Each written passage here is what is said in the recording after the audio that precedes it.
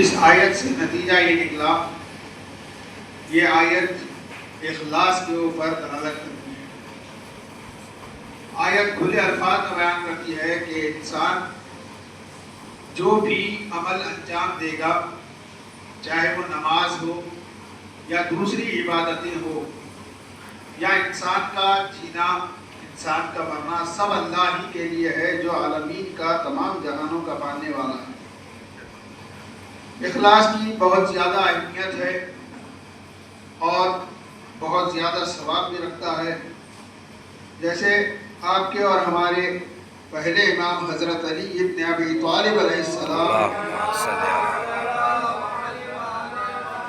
ارشاد فرماتے ہیں الاخلاص عبادت المقربین، امام فرماتے ہیں اخلاص مقربین کی عبادت ہے، یعنی جو اللہ سے قریب ہیں ان لوگوں کی عبادت کیا ہے؟ وہ ہے اخلاص۔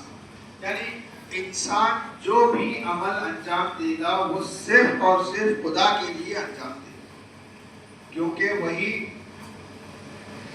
لائق عبادت ہے اور وہی عمل کا اجر و ثواب بھی دینے والا ہے۔ چھوٹا سا بھی چھوٹا عمل اگر انسان انجام دے اور اگر ہم نے اس کو صرف اللہ کے لیے انجام دیا ہے تو وہ عمل اللہ کے نزدیک چھوٹا نہیں ہے، کیونکہ اللہ کے لیے انجام دیا گیا عمل۔ مثال کے طور پہ اگر ہم نے 2 رکعت نماز کی اگر خلوص دل سے اگر پڑھ لی تو یہ تمام 70 سال 80 سال کی نمازوں سے بہتر ہے یہ 2 رکعت نماز، اور اللہ بھی یہ 2 رکعت ہی نماز کو قبول کرے گا آپ سے، کیونکہ اخلاص کے ساتھ آپ نے نماز پڑھی۔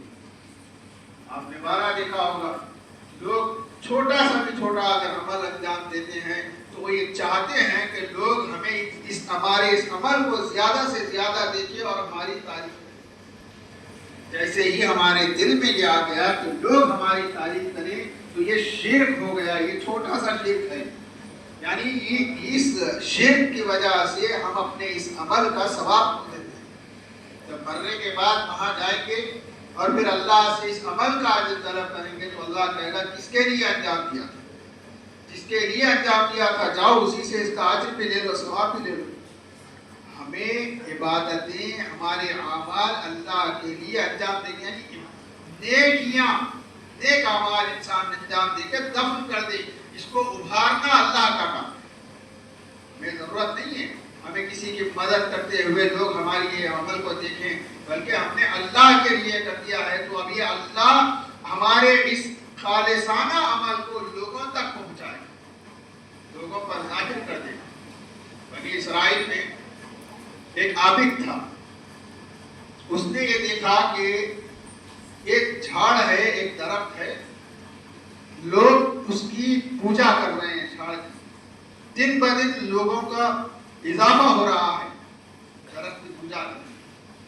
ایک دن اس کو خیال آیا کہ کیوں نہ میں اس درخت کو کاٹ دوں تاکہ لوگ حقیقی خدا کی عبادت کریں۔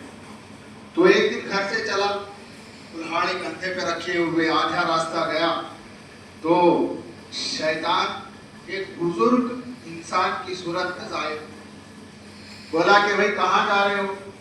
بولا فلاں درخت کو میں کاٹ دوں گا، لوگ اس کی پوجا کرنے میں دن بدن اضافہ ہو رہا ہے، جب میں اس کو کاٹ دوں تو وہ حقیقی خدا کی عبادت کرنے لگے۔ شیطان نے لاکھ منع کیا، اس نے سنا نہیں، یہ آگے بڑھتا ہی گیا یہاں تک کہ دونوں میں ہاتھا پائی۔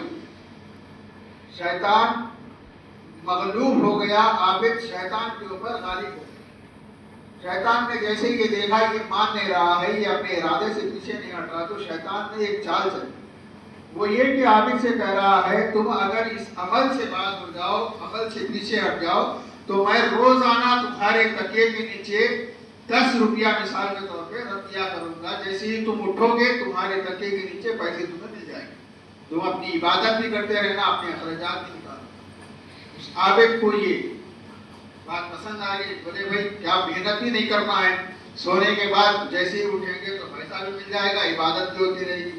واپس چلے آئے گھر کو، ایک دن ملے، 2 دن ملے، تیسرے دن ملے، چوتھے دن ملے، اس کے بعد پیسے ملنا بند ہوئے۔ پھر یہ عابد صاحب گھر سے نکلے، وہی کلہاڑا لیے ہوئے، کیوں؟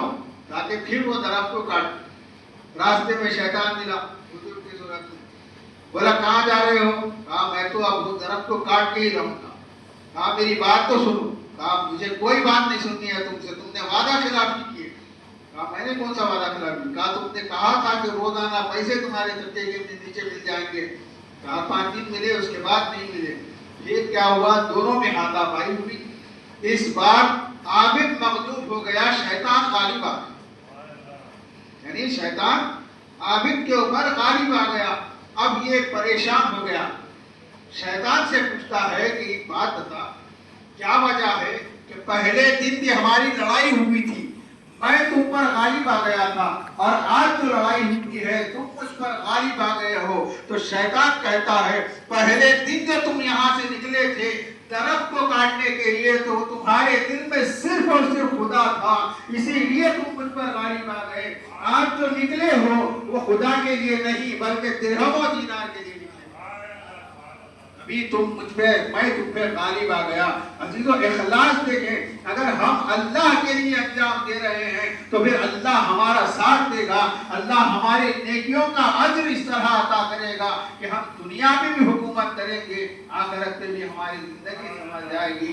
بس پروردگار سے دعا ہے کہ پروردگار تجھے واسطہ ہے محمد اور آل محمد مجد پاک شہادہ معصومین شہدائے کربلا اسیران کربلا کا واسطہ، پروردگار ہماری اعمال کو اخلاص عطا فرما، پروردگار ہمارے اعمال کو قبول فرما، ہمارے گناہ کبیرہ صغیرہ کی مغفرت فرما، پروردگار حاضرین کے دل مقاصدوں کو بدلا، حاضرین کے اہل خانہ کو اپنی حفظ و امان میں رکھ، پروردگار جہاں جہاں شیعان حیدر کرار ان سب کی جان مال عزت اور آبرو کی حفاظت فرما، بالخصوص مومنین ایران کی حفاظت فرما، ظالمین کے ظلم کو انہی پر پلٹ دے، ظالمین کا خاتمہ فرما، پرچم اسلام کو سر بلند عطا فرما، پرچم کفر و نفاق کو سر نیگو عطا فرما، پروردگار امام زمانہ کی ظہور میں تعجیل فرما، ہم سب کو ان کے آبان و انصار میں شمار فرما۔